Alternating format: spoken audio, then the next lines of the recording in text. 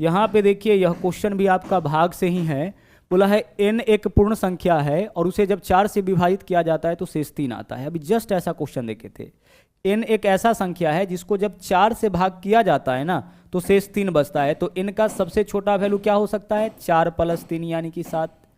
जब किसी संख्या में 4 से भाग करने पर शेष 3 बचे यानी उस संख्या का जो न्यूनतम मान हो सकता है वह क्या हो सकता है? 7। हालांकि ऐसा बहुत सारा संख्या पॉसिबल है लेकिन आपको सबसे स्मॉलेस्ट वैल्यू यहाँ पे ले लेना है। तो n का वैल्यू क्या हो जाएगा? 7।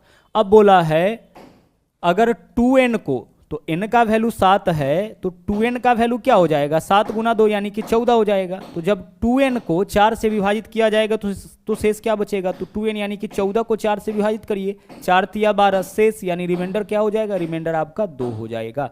ठीक है, तो बहुत सिंपल सा यह कॉन्सेप्ट है, मन ही मन आप इसका काम कर सकते हैं। n एक पूर्ण संख्या है जिसको 4 से विभाजित करने पर शेष 3, तो 4 से भाग करने पर शेष 3 बचे तो ऐसा संख्या 4 और 3 7 होगा। तो n का वैल्यू 7 हो गया। 2n, अब n का वैल्यू 7 है तो 2n का वैल्यू 14 होगा। 14 में अगर 4 से भाग करें शेष क्या बचेगा? 4 × 12 शेष 2 बचेगा। अगर बोलता 2n के जगह कि n² में, तो n का वैल्यू कितना है? 7, तो n² का वैल्यू 7 का स्क्वायर कर देते हैं 49, 49 में 4 से भाग कर लेते हैं। ठीक है, n का वैल्यू पता हो गया है तो 2n का भी वैल्यू निकाल सकते हैं, n² का भी वैल्यू निकाल सकते हैं। आगे बढ़ते हैं, अगला क्वेश्चन देखिएगा। इस क्वेश्चन को भी आप बहुत ही ध्यान से समझिएगा क्योंकि बहुत ज़्यादा यह क्वेश्चन आपका रिपीट करता है और थोड़ा कॉन्सेप्ट भी आपको यहाँ पे समझना पड़ेगा। बोला है जब किसी संख्या को क्रमिक रूप से, देखिए यह वर्ड बहुत इंपॉर्टेंट है, क्रमिक रूप से या लगातार, क्रमिक रूप से 4 और 5 से भाग किया जाता है तो शेषफल 1 और 4 बचता है। देखिए क्रमिक रूप से किससे भाग किया गया है? 4 और 5 से, तो शेषफल क्या बचा है? 1 और 4, यही शेष बचा है। जितना जितना से भाग करना है उसको लिखेंगे ऊपर और जो शेष बच रहा है उसको लिखेंगे नीचे। क्रमिक रूप से 4 और 5 से भाग करने पर शेष बचा है 1 और 4, यानी 4 से भाग करने पर शेष 1 और 5 से भाग करने पर शेष 4। तो ऐसा संख्या कौन होगा? तो ऐसा संख्या निकालने का देख लीजिए ट्रिक क्या है, गौर से देखिएगा ट्रिक क्या है। ऊपर से नीचे अगर आएंगे ना तो जोड़ के, शुरुआत ऊपर से नीचे से करना है, अपने दाहिने तरफ से शुरू करना है और ऊपर से नीचे।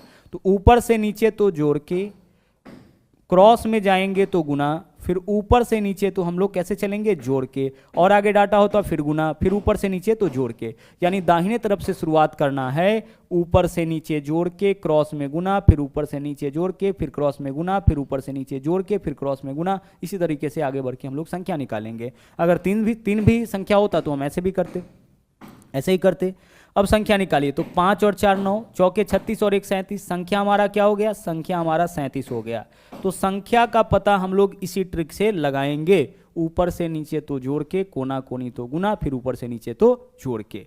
अब क्रमिक भाग का मतलब पहले समझ लेते हैं, क्योंकि 37 में 4 से भाग करेंगे तब तो शेष 1 बचेगा, लेकिन 37 में 5 से भाग करेंगे तो शेष 4 नहीं बचेगा। देखिए 37 में 5 से भाग करिए, 5 7 35, शेष कितना बचा? 2, जबकि यहाँ शेष कितना दिया हुआ है? 4। तो यहाँ जो शेष दिया गया है वह क्रमिक शेष है। क्रमिक शेष का मतलब क्या होता है देख लीजिए, 37 में सबसे पहले 4 से भाग करना है तो 4 से भाग करिए, 4 नमा कितना हो गया? 4 नमा हो गया 36, शेष कितना आ गया? शेष 1 आ गया। देख लीजिए शेष तो 1 दे रखा है, बिल्कुल सही आया।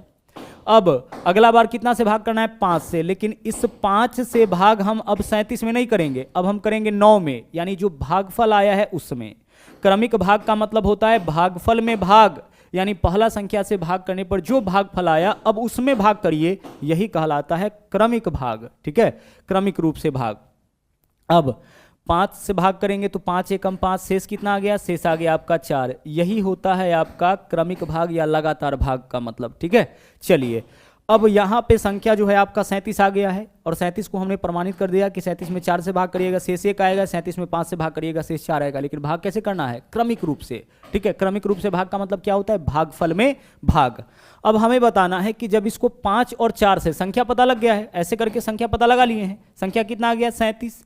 अब इसमें भाग करना है 5 और 4 से। कैसे भाग करना है? क्रमिक रूप से या लगातार, दोनों का मतलब एक ही होता है। तो क्रमिक रूप से भाग करिए, पहले कितना से? 5 से। तो 37 में पहले 5 से भाग करिए, तो 37 में 5 से भाग करिए, 5 7 35, शेष कितना आ गया? शेष आपका आ गया 2। तो पहला शेष तो आपका 2 हो गया। ठीक है, पहला आंसर तो हमारा 2 हो गया। अब दूसरा देख लीजिए क्या होगा। दूसरा अब हम किस में भाग करेंगे? पहला के भागफल में, तो पहला का भागफल 7 आया। 7 में किससे भाग करेंगे? 4 से, जिससे बोला है 4 से भाग करिए, 4 एकम 4, शेष कितना आ गया 3, यानी क्रमिक रूप से भाग करने पर शेष आ जाएगा आपका 2 और 3। तो विकल्प सी जो है वह आपका इस क्वेश्चन का सही आंसर हो जाएगा। बस एक चीज का ध्यान आपको यहाँ पे रखना था कि क्रमिक रूप से भाग का क्या मतलब होता है, भागफल में भाग होता है। ओके।